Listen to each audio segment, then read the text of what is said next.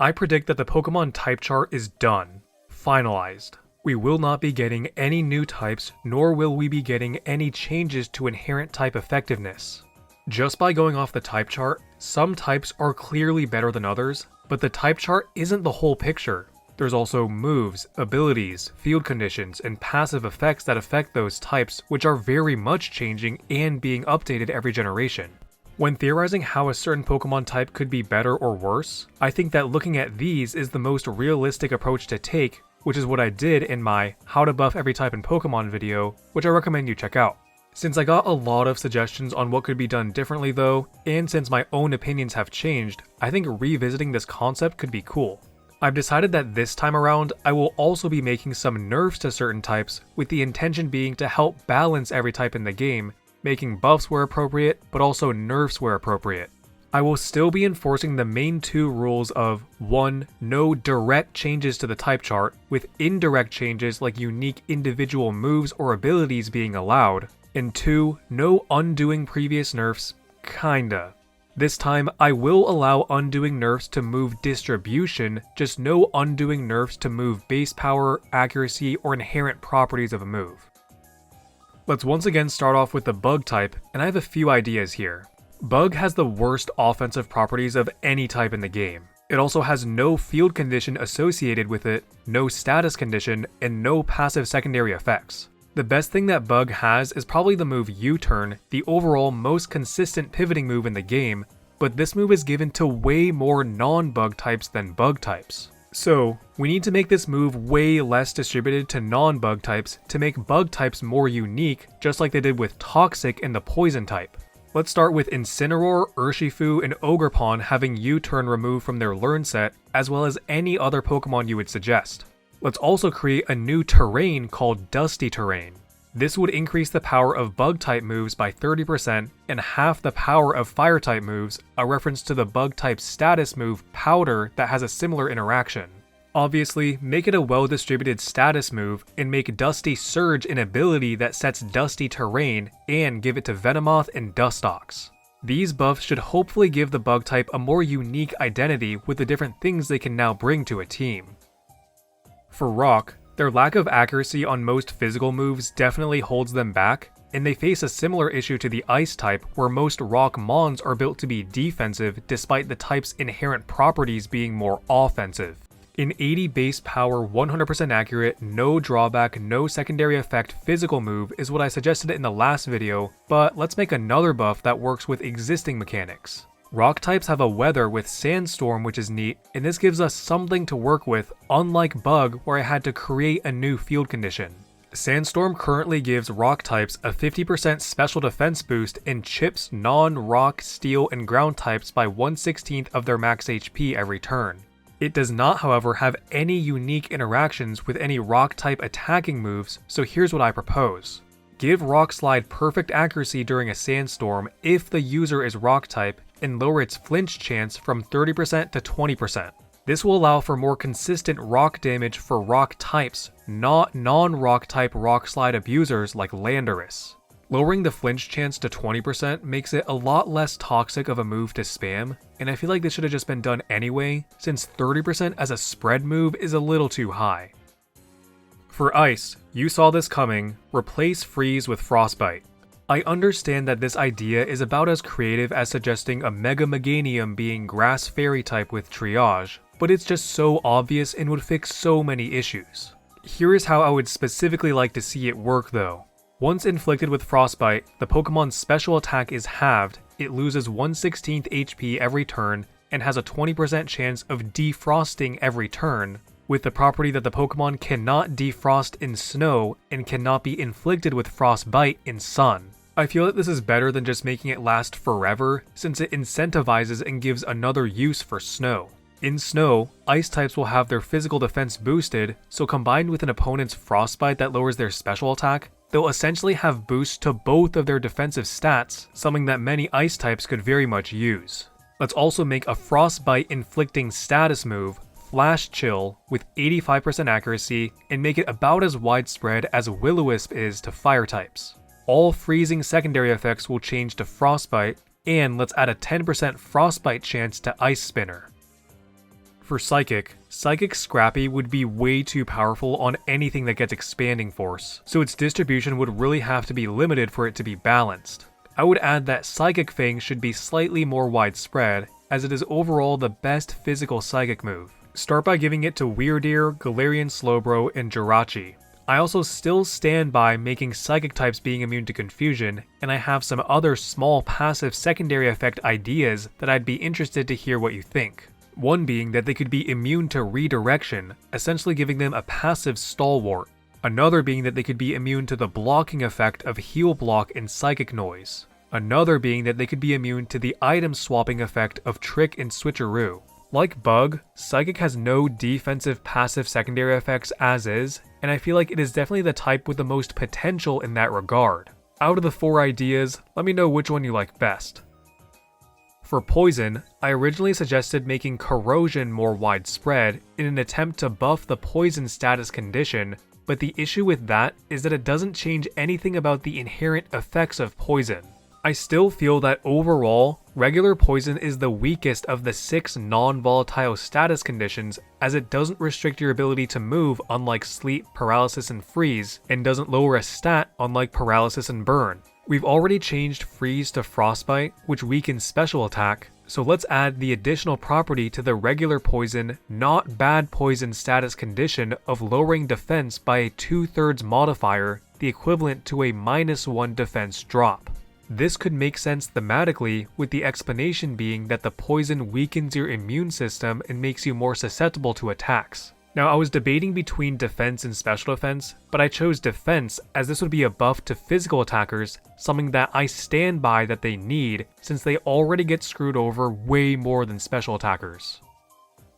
For Dragon, I would really like it if something was actually able to use Dragon Hammer effectively, a solid no drawback physical move, something that the type is lacking. This move is currently limited to Alolan Executor and Raging Bolt, both Pokemon with higher special attack stats that get Dragon Pulse, so there's like no reason for them to use Dragon Hammer. Tropius could previously learn it, but it also has higher special attack and isn't even Dragon type.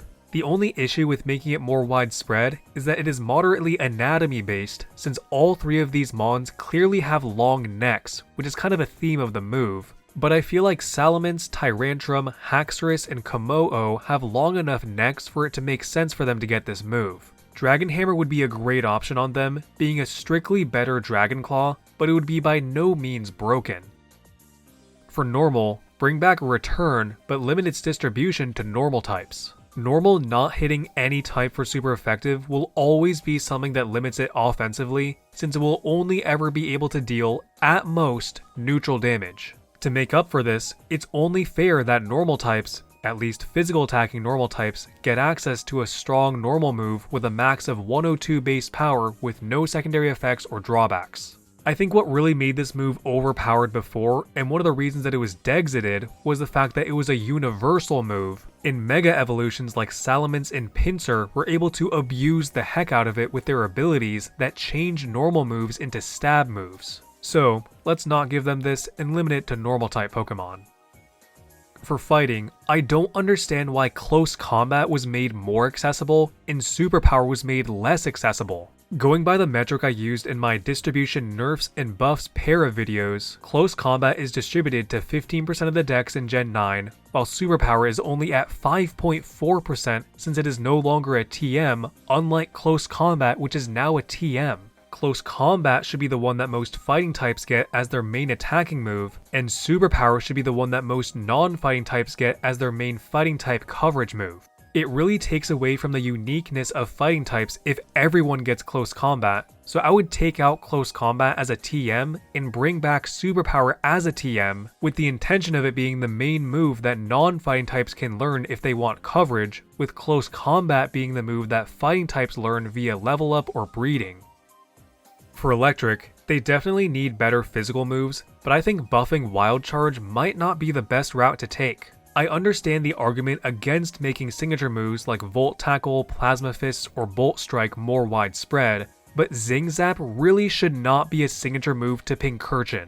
It's like the most generic electric attack ever, with it not being heavily anatomy based, with Pincurchin also not being the face of the franchise like Pikachu, or a mythical like Zeraora, or a legendary like Zekrom. Zing Zap, by the way, is basically just Electric Iron Head, which is a very solid move and a great medium between Thunder Punch's lower base power and Wild Charge's higher base power but drawback of recoil and no secondary effect. Give it to Electivire, Luxray, Iron Thorns, and Electros to name a few. Also, giving electric types a perfectly accurate Thunder Wave in the last video was definitely a mistake, so I take that back. Gen 5 Thundurus is why. For Dark, why does everyone and their mom get knockoff? Seriously, this move is way too good to be this highly distributed. 100% accuracy and 65 base power under normal conditions that gets boosted to 97 power when the target has an item. It's totally spammable since no type or ability grants a dark immunity. It's given to 30% of the decks in Gen 9. It is almost entirely superior to every alternate form of item removal or suppressant like Embargo, Corrosive Gas, Magic Room, and Incinerate.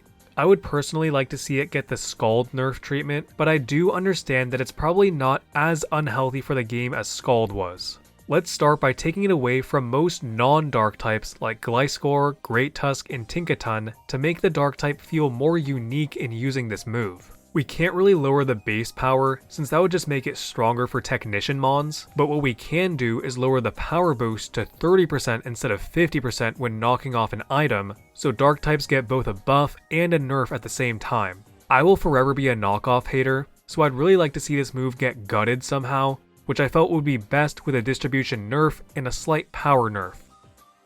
For flying, I still feel that it needs more attacking options, and I came up with a few ideas for that. Speed Body Press was a huge mistake, as I mentioned in my Pokemon Mechanics We Don't Need video, and something else that I mentioned there was buffing Aerial Ace to 70 base power and giving it a high crit chance. This would take it out of the range of Technician, but the only flying type this affects is Scyther, which has another low base power flying type move to use instead, Dual Wing Beat, so as a buff to the flying type, I think it would be fine. This would allow Salamence and Dragonite to have usable options, as well as other physical flying types that don't get Brave Bird. Another idea I have is to buff Fly so that it bypasses its charge turn in Tailwind, with the logic here being that the high speed winds allow the user to fly faster, therefore not needing to take a turn. This would work if your side or your opponent's side has Tailwind, which could finally be something that punishes Tailwind. This could allow Landorus to have usable Flying Stab, and Salamence and Dragonite to have even more options. For special attackers, I think Air Slash should just be a bit more reliable. Let's give it 5 more base power, since I don't want it to be too consistent of an option since it has a flinch chance and many flying types have high speed. For Grass, making grassy terrain heal 1/8 HP every turn for grass types was a mistake because of the existence of Rillaboom. Combined with the leftovers for more passive recovery, this would make Rillaboom and other bulky grass mons like Amoonguss unkillable. 1/8 HP is way too high, so something like 1/12 could be a little more balanced if I were to even still go this route. Other than that, Grass is weird because it feels like it has everything going for it except the type chart. It has good physical moves, good special moves, good status moves, a terrain, and a passive secondary effect, something that honestly can't really be said about any other type. What I came up with is to make Wind Rider more widespread, an ability that is currently exclusive to 2 grass types. This ability grants an immunity to wind moves and grants a +1 attack boost when hit with a wind move. With Hurricane, Blizzard, and Heat Wave all being wind moves that hit grass for super effective, this could be a decent way for some grass types to deal with their poor defensive typing. We can start by giving it to Carnivine, Tropius, and Decidueye. I don't feel great about this idea though, so let me know how else the grass type could be buffed. For Ground, removing all spikes on entry is definitely too much, so I take that back. I think removing 1 layer of spikes upon entry could be a lot more balanced, especially since spikes are the only entry hazard that can be set up to 3 layers. The Pokemon would also have to be grounded for this to take effect, so no spike removal for Gliscor and Landorus since they are flying type, or ground types that use the air balloon like Iron Treads and Excadrill.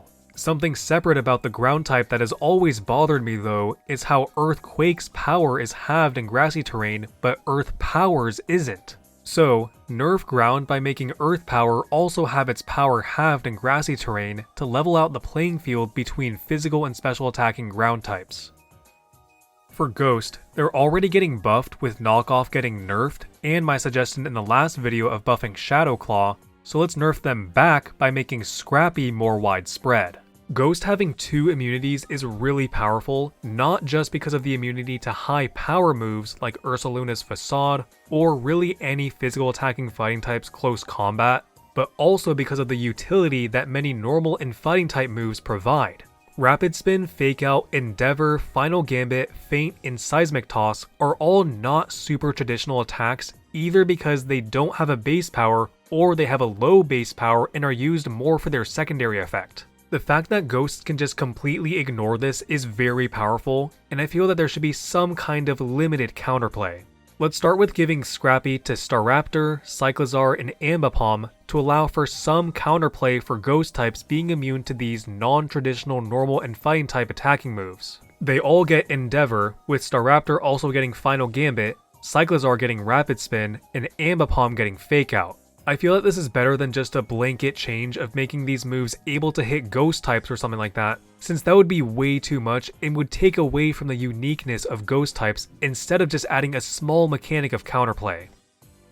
For Fire, I do feel that they are lacking physical moves, with Flare Blitz being the main option, but I changed my mind on making Sacred Fire more widely distributed and would instead suggest Fire Lash. Fire Lash is a very solid physical fire move at 80 base power with a guaranteed defense drop, and it has no right having its distribution being as limited as it is, especially since 2 of the current users have higher special attack, just like Dragon Hammer for the Dragon type.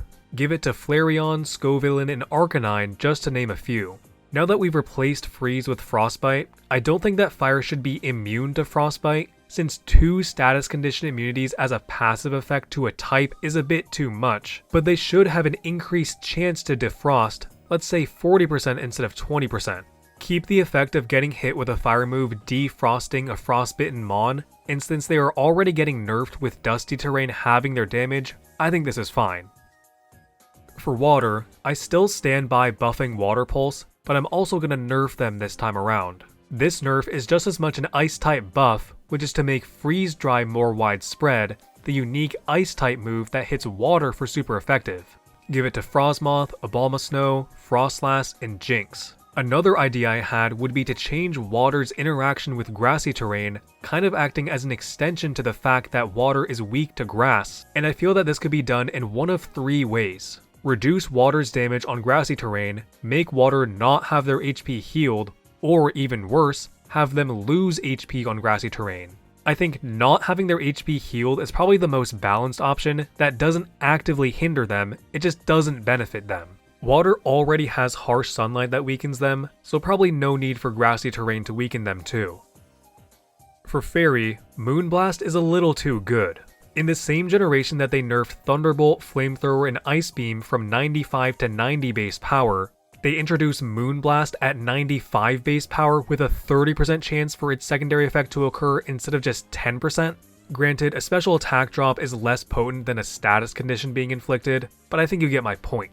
Its distribution is fine since it's not a TM, so it's actually not that widespread, but reduce its power from 95 to 90 and make it a Ball and Bomb move so that bulletproof mons are immune. Shadow Ball, Aura Sphere, and Sludge Bomb are all pretty similar in concept to Moonblast since they all involve spherical projectiles, so I feel like Moonblast could be classified this way as well.